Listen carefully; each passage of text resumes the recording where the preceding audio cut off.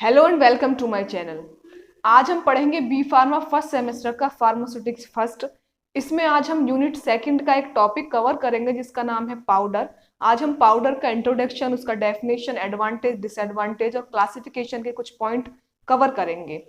So before start the video, make sure that you hit that subscribe button, press that bell notification so that you will get all the notification from this channel. चलिए बताते हैं powder के बारे में।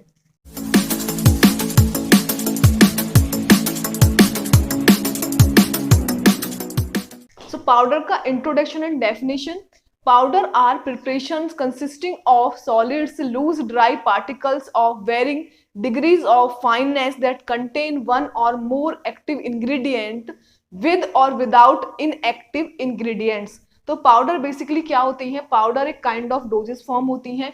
Powder are preparation, वो preparations होती हैं जो कंटेन करती हैं क्या? सॉलिड कंटेन करती हैं। Loose dry particles, loose dry particles का यहाँ पर मतलब है कि वो केक में नहीं होंगे, वो एक दूसरे के साथ अटैच नहीं होंगे, वो लूजली पैक होंगे, अलग अलग होंगे particles. Loose dry particles of varying degree of fineness, उनका फाइननेस का मतलब है जो पार्टिकल्स होंगे उनका पार्टिकल साइज जो है वो वेरी कर सकता है, उनकी फाइननेस जो है वो वेरी कर सकती है। दैट कंटेन, और वो कंटेन करेंगे एक या एक से अधिक एक्टिव इंग्रेडिएंट। एक्टिव इंग्रेडिएंट मैंने आपको किसी वीडियो में बताया भी है। एक्टिव इंग्रेडिएंट बेसिकली वो इंग्रेडिएंट होते हैं जो यूज किए जाते हैं किसी फार्मास्यूटिकल प्रिपरेशन में, और वही रेस्पॉन्सिबल होते हैं इफेक्ट शो करने के लिए, वही रेस्पॉन्सिबल होते हैं हमें थेरापेटिक इफेक्ट शो करने के लिए बॉडी में जाने के बाद। तो एक या एक से अधिक एक्टिव इंग्रेडिएंट कंटेन करते हैं विद और विदाउट इनएक्टिव इंग्रेडिएंट। और किसके साथ? या तो इनएक्टिव इंग्रेडिएंट, इनएक्टिव मतलब कोई भी इफेक्ट वो शो नहीं करेंगे। इनएक्टिव इंग्रेडिएंट सिर्फ वो ऐड किए जाते हैं किसी फॉर्मुलेशन में, कलर देने के लिए, फ्लेवर देने के लिए, या फिर जो उसको शेप देने के लिए उस फॉर्मुलेशन को। तो हो सकता है किसी प्रिपरेशन में एक्टिव इंग्रेडिएंट के साथ इनएक्टिव इंग्रेडिएंट हो, और हो सकता है किसी में ना हो। तो इसमें यही कहा गया है विद और विदाउट इनएक्टिव इंग्रेडिएंट्स। तो ये इसका एक डेफिनेशन है। आगे इसमें है these may be meant either for internal और external use। तो ये जो बनाए जाते हैं ये इंटरनल और एक्सटर्नल यूज दोनों के लिए होते हैं। जैसे कि इंटरनल का आप ORS पाउडर जो होता है, इलेक्ट्रोड पाउडर जो होता है वो, और एक्सटर्नल यूज के लिए जो टेल्कम पाउडर हम अपनी बॉडी पे अप्लाई करते हैं वो। नेक्स्ट है even many parentals powder are being marketed in the form of powder to be reconstituted in solution or suspension just before use। आपने देखा होगा कि बहुत सारे पेरेंटल्स इंजेक्टेबल्स जो होते हैं वो पाउडर फॉर्म में आते हैं, ड्राई पाउडर फॉर्म में होते हैं, और before use, just before use, उनके साथ जो सॉल्वेंट दिया गया होता है उसके साथ मिक्स करके उनका सॉल्यूशन बनाया जाता है, और तब वो अप्लाई किए जाते हैं, तब वो बॉडी में दिए जाते हैं। तो उसी की इसमें बात की जा रही है कि इवन मैनी पेरेंटल प्रोडक्ट्स, यहाँ तक कि बहुत सारे पेरेंटल प्रोडक्ट जो मार्केट किए जाते हैं किस फॉर्म में? पाउडर की फॉर्म में, और रिकंस्टिट्यूट किए जाते हैं इनटू सॉल्यूशन और सस्पेंशन जस्ट बिफोर यूज करने से पहले। अब now we will talk about the advantages of powder. तो एडवांटेज क्या है? Powder are generally more stable than liquid doses form because chemical reaction like take place more slowly in solid form as compare to liquid form. As we all know, जो microorganism जो growth करते हैं वो growth करते हैं एक wait environment में comparison to dry one. Dry environment होगा उसमें कम माइक्रोबियल ग्रोथ होती है, और जो वेट एनवायरनमेंट होता है उसमें ज्यादा माइक्रोबियल ग्रोथ होती है। तो पाउडर जनरली मोर स्टेबल होते हैं, ज्यादा स्टेबल होते हैं, क्योंकि वो ड्राई फॉर्म में होते हैं, और केमिकल रिएक्शंस के लिए भी ज्यादा स्टेबल होते हैं बिकॉज उनमें मॉइस्चर नहीं होगा तो किसी भी तरह की केमिकल रिएक्शन होने के भी चांसेस कम हो जाते हैं। तो powder are generally more stable होते हैं then the liquid one, liquid doses form, because chemical reaction जो होती हैं वो मोर स्लोली एक्ट करती हैं सॉलिड फॉर्म में as compare to liquid form. तो ये फर्स्ट एडवांटेज है पाउडर का एज ए डोजेस फॉर्म। अब सेकंड है problems of incompatibility are comparatively less in case of powders. जब हम दो या दो से अधिक इंग्रेडिएंट किसी भी प्रिपरेशन में मिक्स कर रहे हैं तो ये जरूरी है कि हम उनकी कंपैटिबिलिटी चेक कर लें, यानी कि इंग्रेडिएंट ए और बी हम कोई यूज कर रहे हैं एक पर्टिकुलर एक रिएक्शन में, एक प्रिपरेशन में, तो ए जो इंग्रेडिएंट है वो बी के साथ कंपेटेबल होना चाहिए। ऐसा नहीं है कि ए बी की रिएक्शन ही आपस में हो जाए तो वो हमारा जो प्रिपरेशन है उसका आउटपुट अच्छा नहीं आएगा।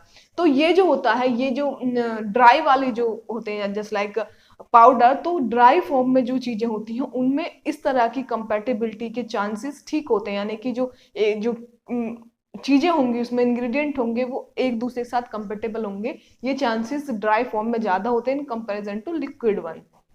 तो इसमें यही बोला गया है problems of incompatibility are comparatively less in case of powder. तो पाउडर प्रॉब्लम जो होती है इनकम्पैटिबिलिटी की वो कंपैरिजन करें अगर हम पाउडर में तो वो कम होती हैं डोज अदर डोजेस फॉर्म के को अगर हम रेफरेंस लें तो उसके अनुसार।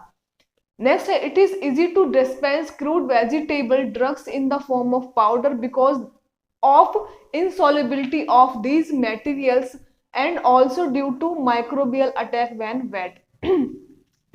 तो बहुत सी जो क्रूड वेजिटेबल्स होती हैं, जो क्रूड वेजिटेबल्स होती हैं उनको हमें उनका पाउडर हमको बना के हमको लेना होता है।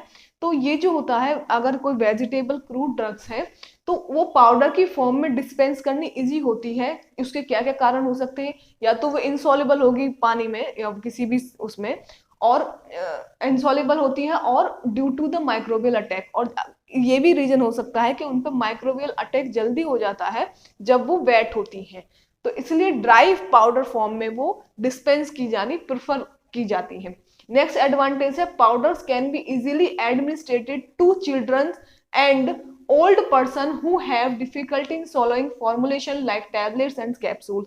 तो in the case of children and in the case of old age persons उनको परेशानी होती है, दिक्कत होती है कि वो टैबलेट लेने में, उनको टैबलेट एडमिनिस्टर कराने में बॉडी में वो दिक्कत होती है, वो निगल नहीं पाते हैं टैबलेट को। तो उस केस में बच्चों के साथ भी जनरली जो टैबलेट होती है उसको क्रश करके दिया जाता है। तो उस केस में ये पाउडर जो है इजी टू एडमिनिस्ट्रेशन है, यानी कि ओल्ड एज पर्सन और जो चिल्ड्रन होते हैं उनके लिए ये ठीक है। तो उस केस में ये आराम से हम इनको कंज्यूम कर सकते हैं। नेक्स्ट जो एडवांटेज है powders are easier to carry and transport as compare to liquids. As compare to liquids powder को इजी है कैरी करना और ट्रांसपोर्ट करना, क्योंकि लिक्विड्स जो होते हैं वो उनका पैकेजिंग जो होता है, अगर वो पैकेजिंग खराब हो जाता है while we are transporting them तो वो पूरा फैल सकता है। इसमें ऐसा नहीं होता है, ये इजी होते हैं कैरी करने के लिए और ट्रांसपोर्ट करने के लिए। तो this is also a advantage of powder doses form. Next है the smaller particle size of powder afford more rapid dissolution and absorption of drug in body fluid resulting in faster therapeutic effect as compared to other solid dosage form like tablet, capsule and pills। तो smaller particle size होता है powder का, तो वो afford करते हैं जल्दी से डिसॉल्व हो जाना जब हमने उनको कंज्यूम किया। तो जो टैबलेट को अगर हम कंज्यूम करेंगे तो टैबलेट का पहले ब्रेक डाउन होगा, ब्रेक डाउन जो उस पर कोटिंग हो रही होगी उसको ब्रेक करके जब ब्रेक डाउन होगा तब उसके पार्टिकल्स हमारी बॉडी में डिसॉल्व होंगे, तब जाके कहीं वो थेराप्यूटिक इफेक्ट या फिर जो एक्शन उसको जिस पर्पस के लिए हमने लिया है वो शो करेगी। लेकिन in the case of powder ये पहले से ही क्रश है, इसके पहले से ही स्मॉल पार्टिकल्स में है ये, तो इसको हम कंज्यूम करेंगे और डायरेक्ट ये जल्दी डिसॉल्व हो जाएगा और हमको एब्जॉर्ब करने के बाद जल्दी ही थेराप्यूटिक इफेक्ट शो करेगा, जल्दी ही हमको रिजल्ट शो करेगा। तो powder in comparison to other doses form, solid doses form like tablet है एंड आपका पिल्स है, उनके कंपैरिजन में अच्छा डिसोल्यूशन रेट है, अच्छा एब्जॉर्प्शन रेट है और जल्दी फास्ट थेराप्यूटिक इफेक्ट शो करता है। तो इस स्लाइड में आज हमने बात की है इंट्रोडक्शन एंड डेफिनेशन पाउडर का, उसका एडवांटेज के बारे में बात की है। नेक्स्ट स्लाइड में we will talk about the disadvantages of powder as a doses form and what is the classification, उसके हम बेसिक पॉइंट्स क्लासिफिकेशन के आज कवर करेंगे नेक्स्ट स्लाइड में।